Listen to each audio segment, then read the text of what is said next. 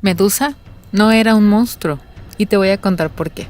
En realidad, si hablamos de mitología griega y de sus monstruos, muchos van a pensar inmediatamente en esa mujer con cabellos de serpiente que petrificaba a quien osara mirarla. Pero, ¿y si te dijera que ella no era un monstruo y que nos han contado la historia incompleta? ¿Qué me dirías? ¿Qué pensarías? Y es que en todos lados siempre nos han hablado de la despiadada mujer a quien todos temían y también nos han contado del héroe que la mató y que liberó a todos de esa temible mujer. Pero hay más que contar. Hace relativamente poco me enteré de una figura de Medusa de exhibición temporal que colocarían frente a los tribunales de Nueva York como tributo al movimiento Me Too. Pero espera, no te vayas, pues independientemente de tu opinión respecto a este movimiento, lo que te contaré a continuación está muy interesante. El creador de esta estatua fue el argentino Luciano Garbati. La creó hace 10 años aproximadamente y con el uso de las redes se viralizó y terminó siendo adoptada por la lucha feminista. Sin embargo, su intención inicial era invertir el mito presentando a su personaje, Medusa, como una vencedora ante su asesino Perseo, defendiéndose de su agresor y prevaleciendo sobre él. En lo referente al mito, se dice que el primero en explorar la historia completa de Medusa fue el poeta Ovidio. Según él, Medusa era una hermosa doncella de cabellos de oro. Era encargada del templo de Atenea y la única mortal de 3 hermanas llamadas Gorgonas, hijas de Forco, quien era a su vez hijo de Neptuno y la ninfa Fosa. La belleza de Medusa era tal que cautivó al dios Neptuno, o Poseidón, sí, el que vendría siendo su abuelo, y como ella lo rechazó, terminó abusando de ella en el templo de Atenea, quien molesta por la tremenda ofensa a su templo, decidió castigar a Medusa en lugar del agresor. Por lo tanto, la maldijo dándole cabellos de serpiente y añadiendo el hecho de que nadie jamás la volvería a voltear a ver sin que terminara convertido en piedra.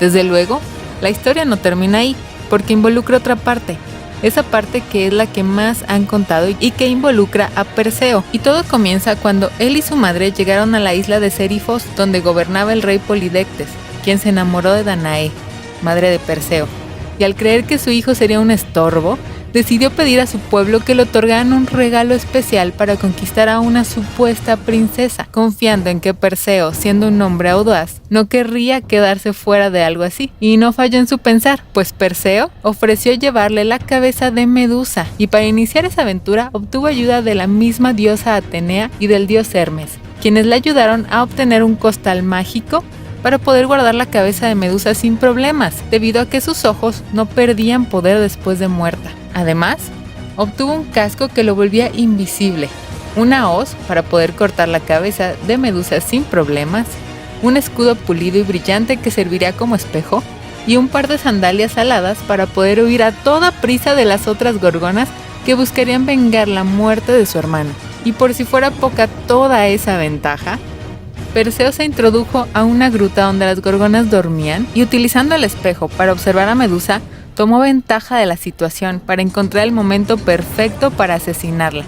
Enseguida, puso la cabeza en un saco y volvió a su hogar. En dicho camino se encontró con Andrómeda, pero esa ya es otra historia.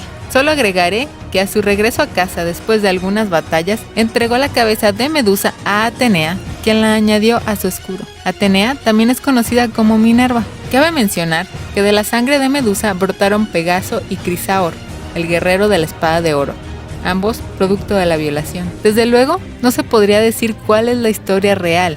A final de cuentas, es solo un mito, una historia que pasó de boca en boca, y como suele suceder en esos casos, la historia inicial se va deformando, va creciendo y mutando. Y vaya que intenté buscar una fuente que se acercara a algo más estándar e incluso consulté a una gran amiga llamada Beatriz Landín, quien es licenciada en Historia por la Universidad de Guadalajara y graduada con honores, quien amablemente me hizo saber que los mitos son solo eso, historias deformadas por el boca en boca, destacando que tienen un propósito o varios. Yéndonos al principio, un mito es un relato tradicional que se toma por sagrado y simbólico, que incluye a seres mágicos y sobrenaturales, aunados a memorables acontecimientos, formando parte del imaginario de una cultura, y son tomados como verdaderos porque solían dar explicaciones a preguntas que de otra forma no podrían ser respondidas en sus tiempos. Por lo general, Los mitos se usan para transmitir valores, para ensalzar y asustar, para destacar a héroes y mostrar lo que podía o no hacer alguien. Ahora, el mito de Medusa nos ha servido para representar a un movimiento, una voz, para identificar, para redimir, para brindar valor a quienes, tal como Medusa, necesitan que se les haga justicia. Aunque esta no ha sido la única vez que se utiliza Medusa como un símbolo de valor. También durante la Revolución Francesa fue parte del emblema de los rebeldes jacobinos, quienes la usaron como un símbolo de la libertad francesa.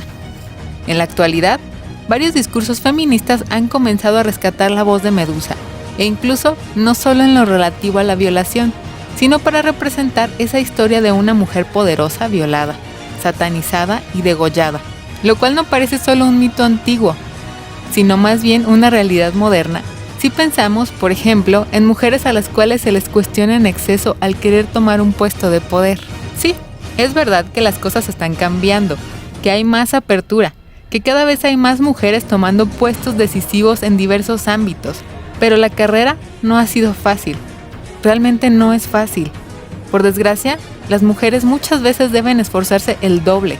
Y no nos engañemos, aún hay mucho camino por recorrer, incluso entre las mismas congéneres. Hay pasos firmes, pero aún faltan muchos pasos por andar, lo cual es normal después de años y años de normalizar ciertas situaciones. Debemos abrir la mente y estar dispuestos a desaprender y aprender cosas nuevas. Debemos estar abiertos a cuestionarnos todo eso que nos han dicho que es normal. A final de cuentas, las sociedades han tenido miles de años para practicar cómo silenciar a las mujeres. Ahora necesitamos recuperar esa voz. A final de cuentas, nos encontramos con una Medusa multidimensional que tiene muchas aristas, que nos puede servir para identificar problemáticas actuales, tales como la falta de justicia hacia una víctima, todo el calvario que pasan las mujeres que denuncian una violación o un abuso, y los juicios a los cuales se terminan sometiendo por parte de la sociedad, que las termina tomando a menos porque andaban solas, porque vestían como seguramente no deben, hacían cosas que seguramente no deben, y miles de ridiculeces más que nos recuerda a esa Medusa hermosa que su único problema fue provocar sin intención el deseo de un dios y terminó siendo castigada sin razón por otra diosa, tal como hasta entre mujeres nos juzgamos. Tal como le decía un artículo, cuya fuente pondré en la descripción del video, Medusa es el vehículo para nuestras proyecciones colectivas, tanto de miedo como de deseo. Es un símbolo de ira y una figura sexualizada por las mismas fuerzas de las que busca vengarse. Volviendo a la estatua, por su parte, el autor de nuestra Medusa, Luciano Garbati, según sus propias palabras, menciona que su intención al crear la escultura era la de poner un acento en ella desde la perspectiva de una historia que podía entenderse como una tragedia, una historia plagada de atrocidades e injusticia, pero al mismo tiempo dando el poder de una batalla, logrando que la víctima, por llamarla así, logre prevalecer ante su asesino. Y aunque el autor de nuestra Medusa no pretendía que su obra fuera una imagen de los movimientos feministas, sí se dice bastante halagado al respecto, e incluso reconoce una fuerte responsabilidad de cuestionarse a sí mismo pensamientos con los que finalmente no se identifica, pero que estaban grabados en él por ser parte de una sociedad con ideas compartidas de generación en generación. La Medusa de Garbati es imponente, de mirada desafiante, está llena de poder y por eso no es de extrañar que se encuentre temporalmente rodeada de los edificios del Poder Judicial de Estados Unidos, especialmente afuera del tribunal donde se atienden casos de violencia de género. Es un lugar significativo, y aunque a muchos les parezca irónico que un hombre haya creado dicha obra que identifica a un movimiento impulsado por mujeres, él solo recalca que no tiene el control de la forma en que ha impactado su obra. Señala además que él solo creó una escultura, y esa escultura generó efectos en los cuales él no tuvo ninguna participación, e incluso menciona que para él las obras existen cuando despiertan el interés, las emociones e invitan a las personas a reflexionar, y fue justo lo que terminó logrando su Medusa, despertando esa oportunidad para examinar la estructura social. Y respecto a la polémica relacionada con la desnudez y las proporciones de la Medusa de Garbati, desde mi punto de vista es claro el hecho de que es fácil compararla con el Perseo de Cellini, y una visión estética muy particular del artista, recalcando que el Perseo de Cellini fue encargado al artista por la familia Medici para mostrar su poder sobre el pueblo florentino, como dato curioso. Como conclusión personal, Aunque para mi gusto a esa estatua le hace falta también la cabeza de Poseidón, o Neptuno, me gusta la historia que nos cuenta, lo que propone, la reivindicación que le da, el poder que tiene la mirada, el desafío que tiene la postura, la confianza. Esa confianza tan necesaria para todas esas mujeres que pasan por la pesadilla de un abuso. Esa confianza de que obtendrán justicia, de que podrán salir de ello y lo superarán. Quizá no con la cabeza de su abusador en mano, pero sí con la victoria de haber salido adelante superando a quien las dañó. Al menos esos son mis deseos, que siempre obtengan la justicia que buscan, que necesitan, que merecen. Aunque, ojalá que más bien nadie más vuelva a ser abusada. En la descripción de este video te dejo algunas fuentes interesantes de donde obtuve mucha de la información aquí plasmada. Agradezco además a Beatriz Landín por su apoyo para la realización de este video. Y te agradezco a ti por ver este video. Si te gusta lo que hago, no te vayas sin suscribirte. Y de paso, dale a la campanita para que te avisen cuando haya video nuevo. También te invito a seguirme en mis redes sociales. Me encuentras como Magnolia Power en Facebook, Pinterest e Instagram.